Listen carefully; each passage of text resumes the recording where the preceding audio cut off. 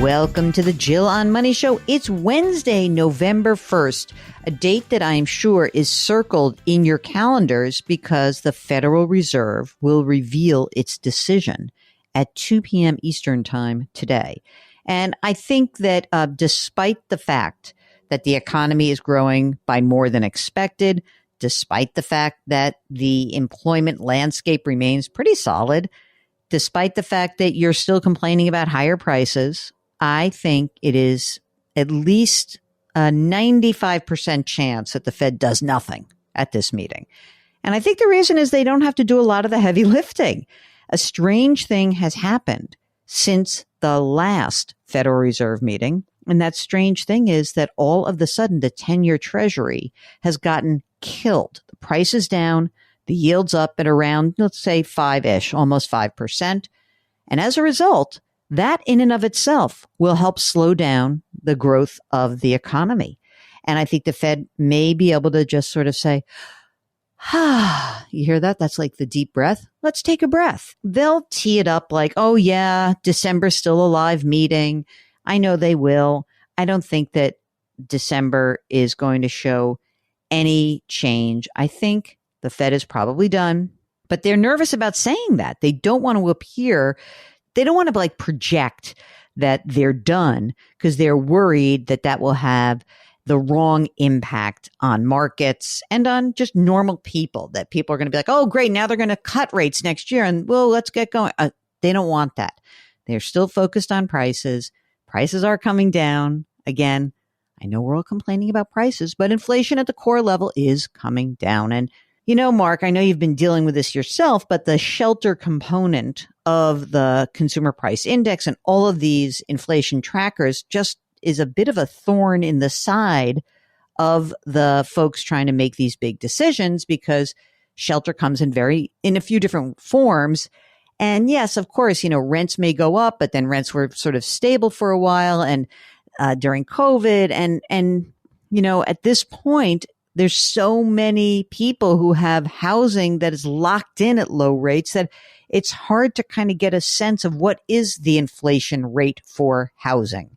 And I'll tell you one thing, what it's not is trying to say to somebody, oh, let's pretend your house is a house that you're renting and what's the equivalent rent for that house. That just does not work. So the shelter component has screwed up the CPI and the PCE indexes now for months. The Fed knows it. They keep coming up with other ways to measure it. Won't matter. So bottom line, I think the Fed's probably done with this rate hike cycle. However, I will say rates are staying higher for a while at least. So make sure that you're getting the interest that you deserve. And maybe, just maybe, you'll do what I did, which is, if I have some extra money, maybe I'd buy a 10-year Treasury. I don't usually do market timing. I don't really get involved in that, but it's hard for me to imagine that the 10-year is, maybe it'll go to 6%, but you know, I'll get paid that 5% interest while I'm waiting if the price of the bond goes down. I don't know. Feeling good about the 10-year mark. I can't wait. So when's Kathy coming on? She's coming on in a couple weeks, but I was going to say, I'm officially praying for rates to come down. You don't need them to come down right now. You need them to come down within how many years? I'm officially on the clock starting in December, or actually I think it starts in January, but I will be on the clock for 10 years. But hopefully it happens within the next, I'm hoping, 3 years or so. I'm thinking you got a good 3-year time horizon here. So I'll take that. Yeah, and you just keep paying, and thankfully you can afford it, and you've run the numbers because Mark's buying a new house and he's using an adjustable rate, and so you know there are a lot of ways to skin the housing cat right there. Anyway, so Fed unlikely to do anything. They're meeting. They are going to give their reaction. If there's anything that is big in that statement, I promise to update you tomorrow. Today we're going to do some emails. Let's do it.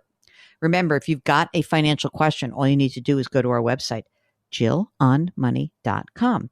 Click the Contact Us button and let us know if you would be willing to come on the air live. This is from Paul, who says he loves the show. He remembers me when I was on the radio 100 years ago in New England. Okay. I heard you mention on a recent show that it is a bad idea for a relative to add you to the deed of their house. What can be done to correct for this after the fact? Is it too late to be taken off a deed? My dad passed away 25 years ago. And at that time, it sounds like mom added this guy, Paul, and his brother to the deed of their house. Of course, her heart was in the right place. And at the time, I wasn't aware of the consequences. Would like to get your feedback on if it's an easy fix while mom is still alive. Thanks, Paul. I mean, I'm sure it can be undone. It's just a question of whether or not there is some tax event in the undoing. That's the only thing I'm worried about. As everybody hears these warnings, I just want to remind you what happens here is that when Paul's father died 25 years ago, his mother owns the home outright. If she were to die now 25 years later, Paul and his brother would inherit the house. And if they wanted to then sell it, the cost basis for the sale of the home would be the date of death valuation of the house. Okay, so let's make up numbers. Mom and dad bought the house for $50,000. 25 years ago, dad passes away and the house is worth $300,000. 25 years later, even beyond, now the house is worth $700,000. If Paul and his brother inherit the house today and they go to sell it, it's as if they sell it and had purchased it at $700,000. That's their cost basis. No tax due. Now, the scenario that they've actually just created in the family, again, because the heart was in the right place, is that dad passed away 25 years ago. Mom added them to the deed. It's not like they get the cost basis at that point. It does not matter. The cost basis is the original cost basis for the home. Okay. And by the way, if mom were to sell the home at this point, because she wanted to take advantage of the fact that there was a capital gains exclusion of $250,000. She has lived there. She would get that. You guys wouldn't. So it's another reason not to do this. When you put your kids' names on a deed, you gift them the home eventually, and you gift them the cost basis that you had to pay to get into that house originally. That's a lot of money for people. I don't know, Mark, a lot of folks are doing this. So clearly we need to pound this message home. Okay. All right, here we go. Next. This is from Bonnie. My children have inherited a large sum of money in a trust. They have 5 and 7 years before they will have access to the money. Where's the best place to invest it? Oh my gosh, that is too broad of a question. So Bonnie, I would say, I don't know how old they are. So are they 30? Are they 20s? I don't know. And who's the trustee of this trust? And do the kids have are you the trustee? Do you have the ability to choose an investment advisor? Got to look at that trust document to make sure you're complying with it. I need more information. Okay. This is from Eric, who writes, I enjoy your program. Mom is 79 years old. She's in good health. Oh, gosh. She currently drives a 20-year-old car that has 200,000 miles. Her mechanic recently told her that the frame is rusted through and it's time to get rid of the car. She has $70,000 in savings. She has $1,800 a month from Social Security, and her expenses are around $2,000 a month, with additional annual expenses of around $3,000 a year.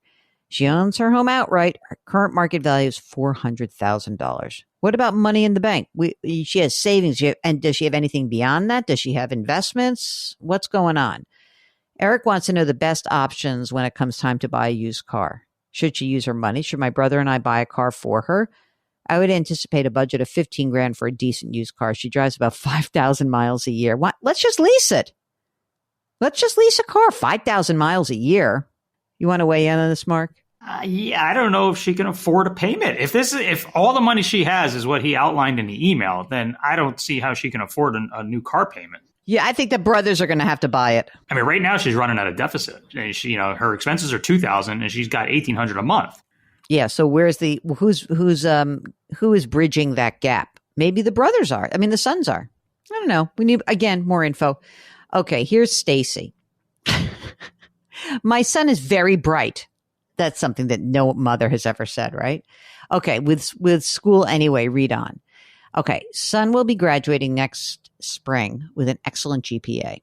He is interested in the financial investment field, strongly feels going to a well-known school of business like Stern at NYU, Ross at University of Michigan, will help him land great internships, contacts, and give him an advantage towards his goals, Wall Street.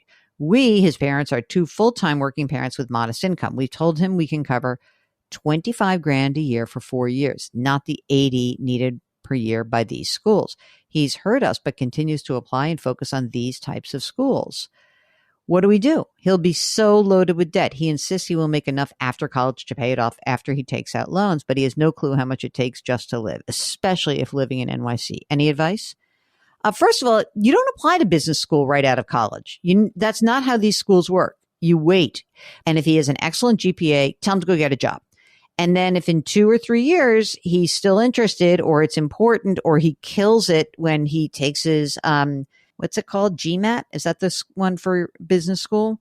Then great. And yeah, maybe if you get into an elite school, you will, but they don't hire directly out of college. So I don't know what he's talking about. So he should be very careful about that.